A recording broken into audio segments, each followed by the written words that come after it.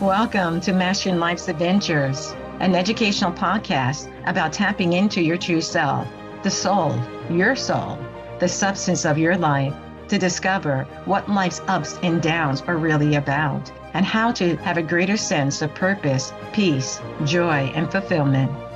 I am Dr. Judith Holder, your host, coach, psychologist, fellow seeker who enjoys diving into the connections between spirituality, psychology, wellness, and your everyday life's adventures. All preparing and polishing you like the facets of a magnificent diamond to be your best self. If you're craving more from your life, you are in the right place. Come, let's journey together and transforming what you know into who you really are. Mastering Life's Adventures begins now. Hi, I'm back with another episode on simple keys to soul growth. And my focus this time is on perseverance. Perseverance, because I think it is so important to advancing on our path, whatever that path may be, in terms of our spiritual evolution and growth. And so I want to talk about that a little bit and give you my thoughts, and you probably have some thoughts as well, and I'd be always interested in hearing your thoughts. So when you think about perseverance, you can think about it as like you want to finish something. You want to make sure what you started, you finished, you completed, you push forward through obstacles, roadblocks, stumbling blocks, whatever may get in your way. I'm going to go around it. I'm going to go over it. I'm going to go in a way that allows me to continue to move forward, regardless of this roadblock in front of me. Regardless if I stumbled, I'm going to pick myself back up, and I'm going to keep on moving to finish the race. That's persistence as well. Perseverance.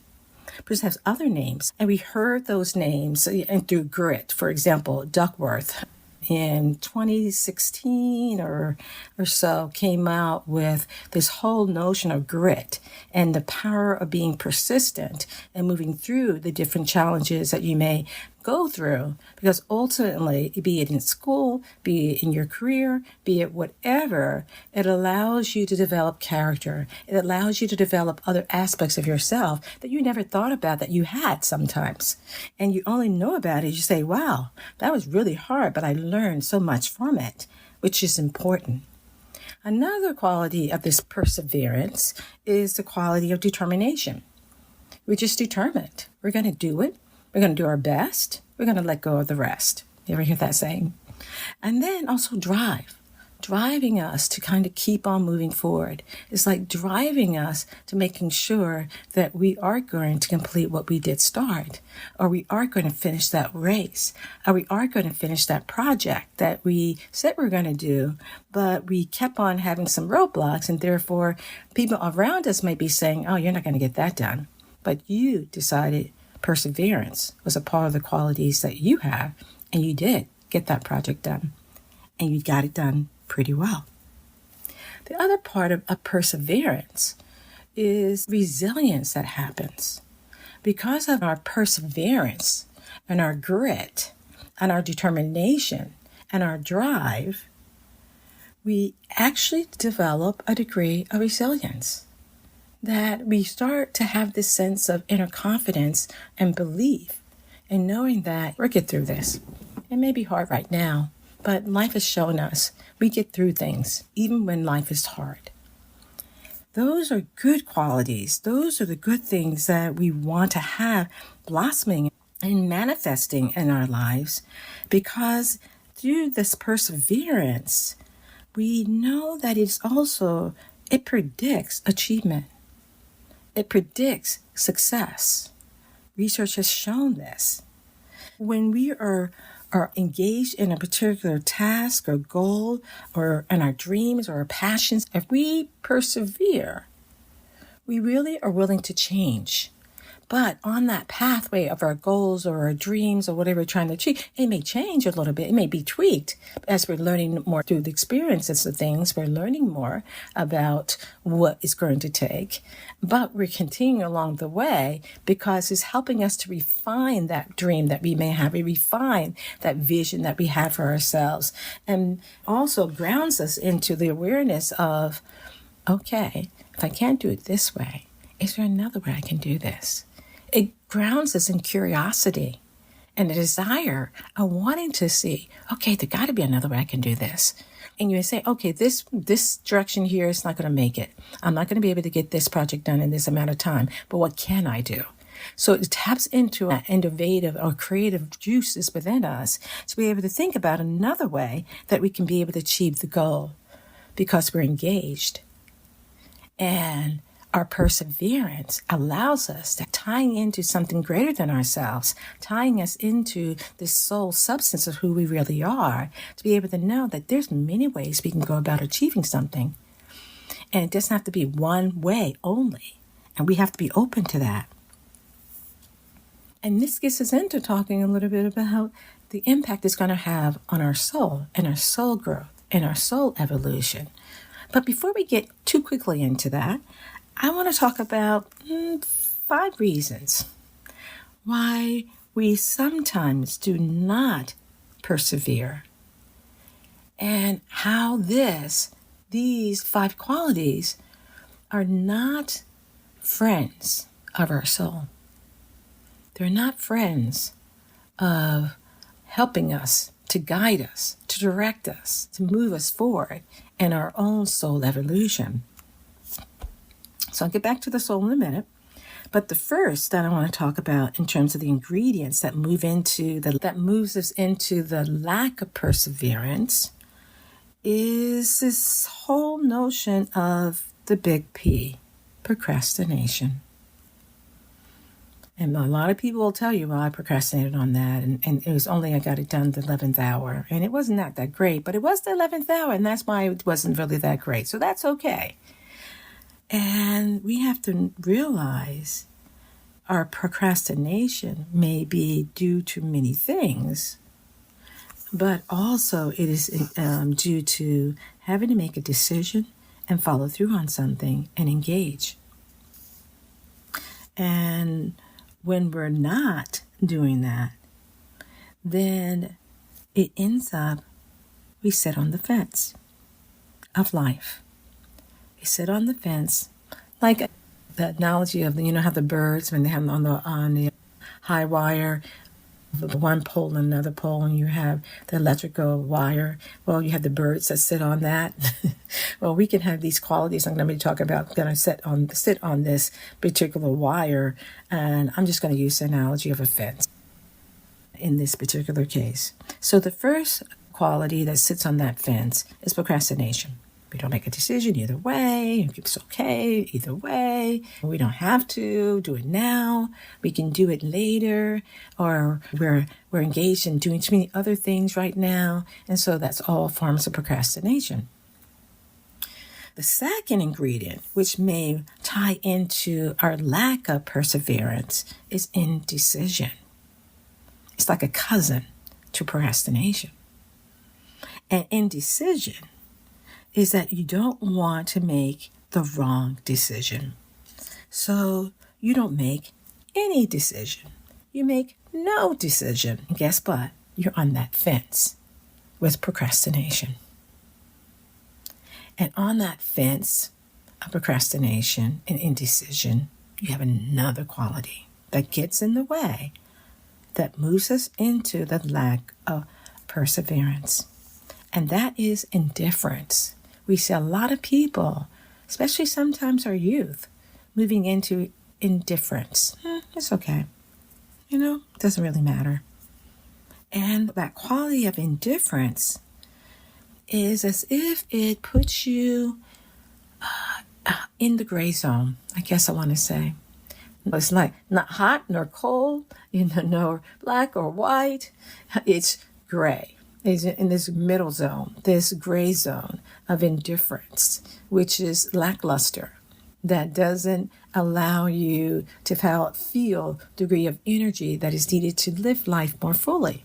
So we get indifferent to it. We get indifferent to life. We get indifferent to making decisions. We can become indifferent to whether we want to go out or we want to stay in, or whether we want to do the schoolwork or we don't want to do the schoolwork. We want to engage in that project at work, or we really don't really want to engage in that project. And there's an indifference that happens. And you know what? The indifference sits on the fence of procrastination and indecisiveness. Are you seeing this pattern? This pattern that's happening, that we don't realize that it is having an impact upon our soul and our soul growth. And it's giving the message that really vibrates from the quality of, I don't want to live in the messiness of life. I don't want to live in the messiness of life. It's too messy. If I have to make a decision, I don't want to. Because you know what? It may be painful. I don't want to experience pain. Or it may be too hard. And so we don't do it because it's going to be too hard potentially. Or we get into this kind of spinning wheels of indecisiveness. So procrastination, indecisiveness, all are having these ongoing qualities of, I don't want to engage too actively in life. I just want to coast in life. But that's not what we're made of. For those who are walking a spiritual path, no, that's not the way in which God wants it for us. God wants us to make decisions. God wants us to be fully engaged. God wants us to learn from the decisions that we make so that we can refine those decisions. Living in the gray zone means that you are living a lackluster life, that your soul is put on hold in a holding pattern because it can't learn if you're not willing to engage. You can't learn if you're not willing to start to look to see, okay, what happened here? What can I do different in this situation? What am I learning from this situation? And even if it has some pain to it, sure, none of us like pain, but we learn from the pain. And that's the key thing. We're learning, and that's what the soul wants. It wants us to continue to learn, continue to refine, can continue to develop certain qualities and attributes that are uniquely yours, that God has given to you as gifts to you. But if we're not in the living or engaging of life, we may not find what those qualities are, what those uniqueness of who we are is, because we're living in the gray zone. And God wants you to live in technicolor, not the gray zone, but live fully in life and engage, learn, grow, and advance from those experiences that helps the cultivation of the soul and the soul's evolution. But I have two more qualities of this ingredients that kind of tie into this lack of perseverance.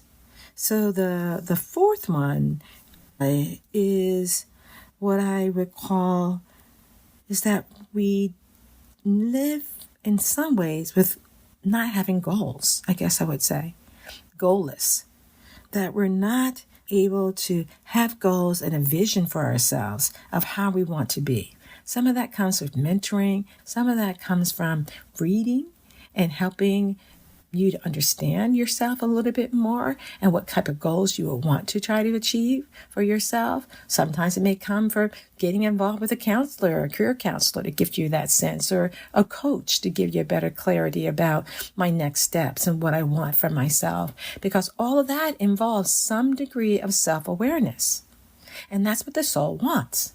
It wants us to have increasing amounts of awareness about who and what we really are.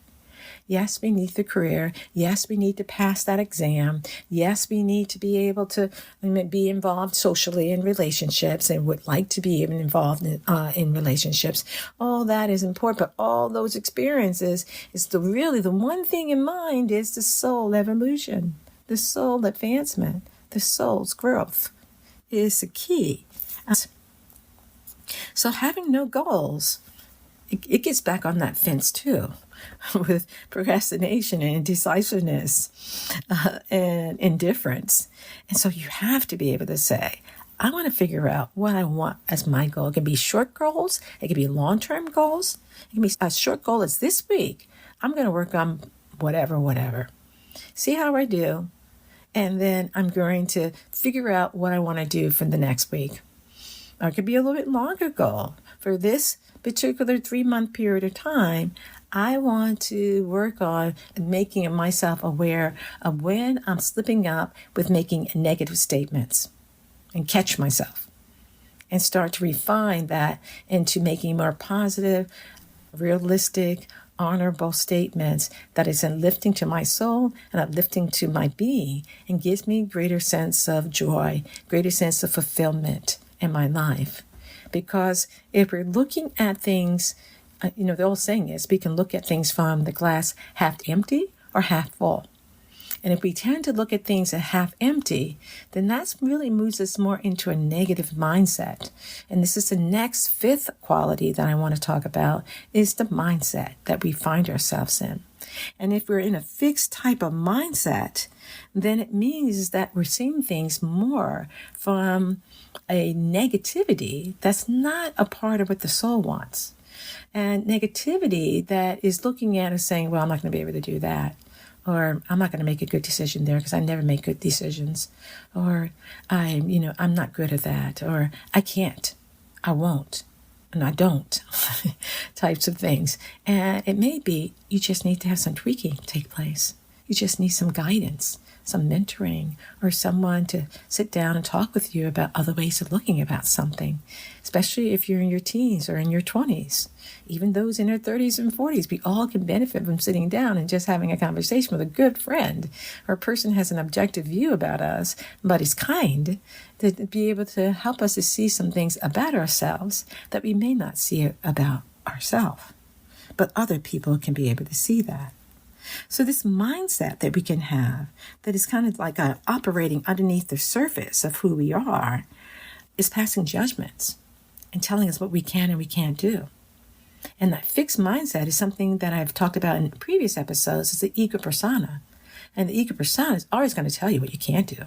It's always going to tell you who's better and who's worse. It's always going to tell you about how you did that in a terrible way. And we, as walking on our spiritual path, have to realize, no, that's not it. I don't have to look at this from that vantage point. Let me look at it from God's vantage point.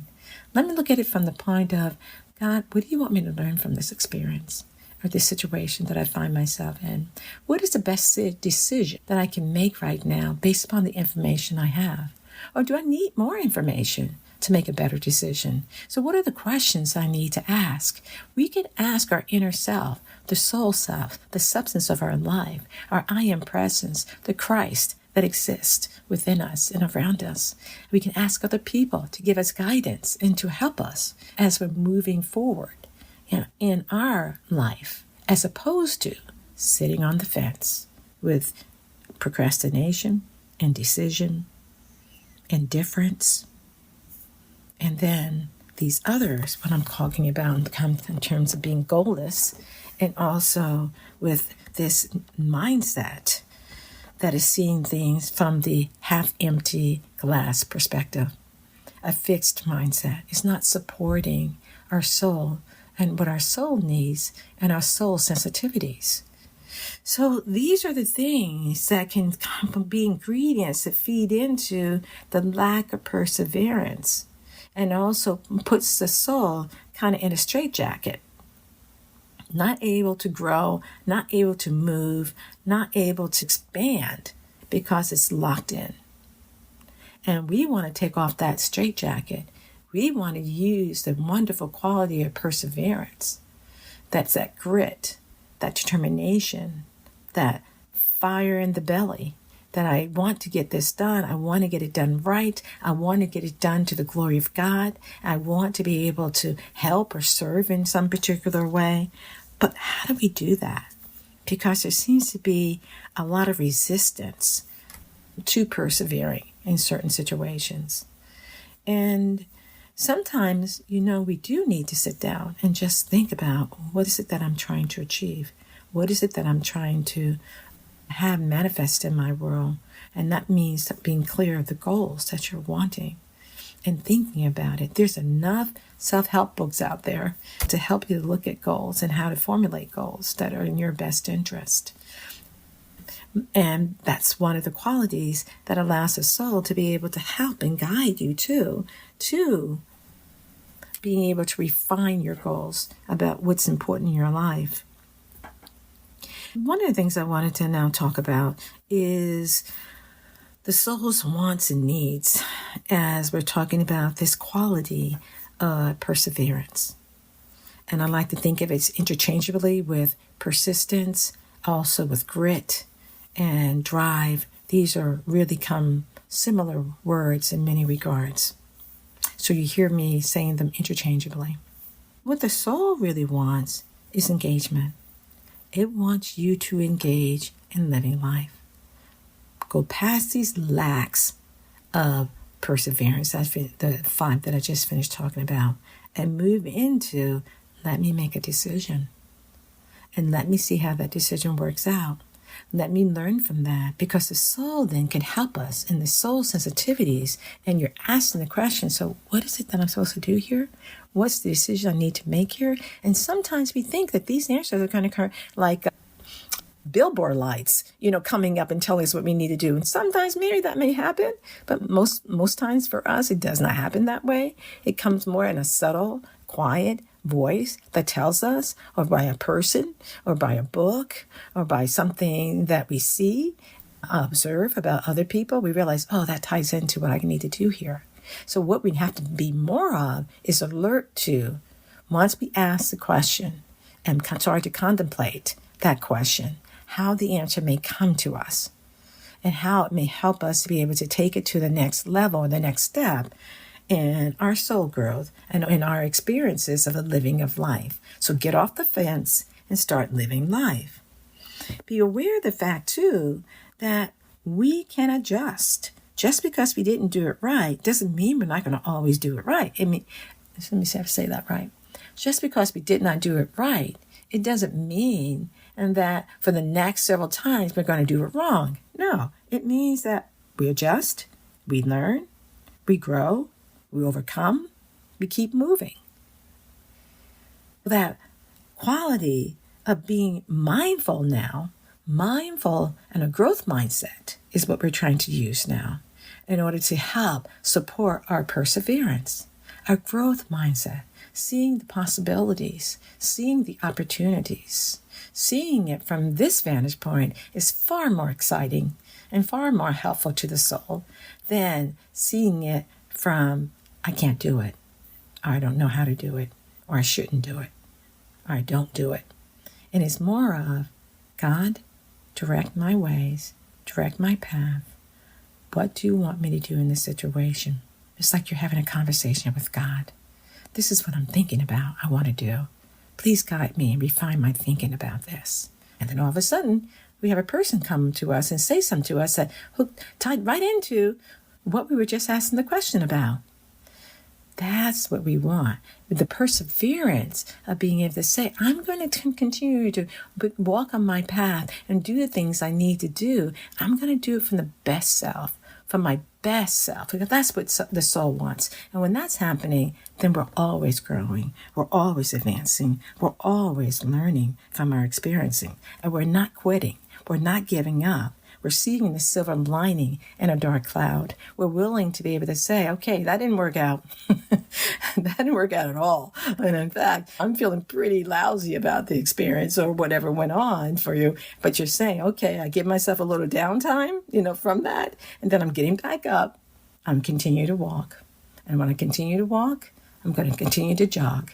And when I continue to jog, I'm going to continue to run. I'm going to continue to move forward in the things that I'm doing, that now that I have goals, now that I understand my soul and my soul needs to be engaged in the living of life, that I am going to continue to move forward because I am a Christed one, because I have a path, a spiritual path. And I know that God is walking right along there with me, trying to help me. And even though it's a silent partner in all of this, it's always there because we invited God into our life. We invited his presence and the sense of whatever you want to call God. Your creator, the I am presence, the Atman, or you want to call Jesus, or you want to call a saint. They're all representatives of the divinity that exists around us and within us, that they're there to guide and help us. But the key is the call compels the answer. That's the law of the universe. So we have to be able to make the call and ask for guidance, ask for help in a situation, use the quality of perseverance to say, God, I'm not going to let you go until you give me the answer here, like the angel struggled. I'm not going to let you go. Help me to see that. So our attention is always on God, guide me in this situation. Our attention is always on giving God the glory for all that he gives to us and all that ways in which he helps us, known and unknown ways that we are being helped, that allows us to feel the flow of God's presence with us, guiding, aiding, directing us in ways that are moving us in that quality of perseverance. It also helps us when we're perseverers, we don't get tied up in being discouraged. Yes, we get down. Yes, we don't always feel good about things, but we have a time limit. We don't wallow in it. And instead saying, this was a bummer. There's a lot of things out here that do create bummers, that creates really painful situations too. And I'm not making light of that. But God always has something for us to learn in every experience that we go through. In every experience. We can find some kernel or something, a large stalk of a corn in the situation that is trying to be grown from the experience that we're going through. Because ultimately what God wants is refinement of our soul, to be refined to be more and more and more like the Christ, like Jesus Christ, who became the model of how those virtues and qualities that he has, that we would want. That Christ mind that he had, we want that Christ mind too. We want to be thinking in a higher way that expands our soul's evolution, expands our soul growth. So the things that people get really angry and rant and rave about, we don't. We walk in a spiritual path. We see it from a different vantage point. We see it from a different lens. We understand these experiences that we're going through, God is refining us, helping us to grow and advance in ways we wouldn't be able to do otherwise. Something to think about. Bye for now. Thank you for joining me for this episode on Mastering Life's Adventures, being your best self through soul evolution. If you have enjoyed what you've heard today, I would be delighted if you would share this episode with others, leave a thumbs up, and subscribe to my Mastering Life's Adventures podcast. Look forward to your joining the next episode. Please leave any comments or suggestions you might have below. Bye for now.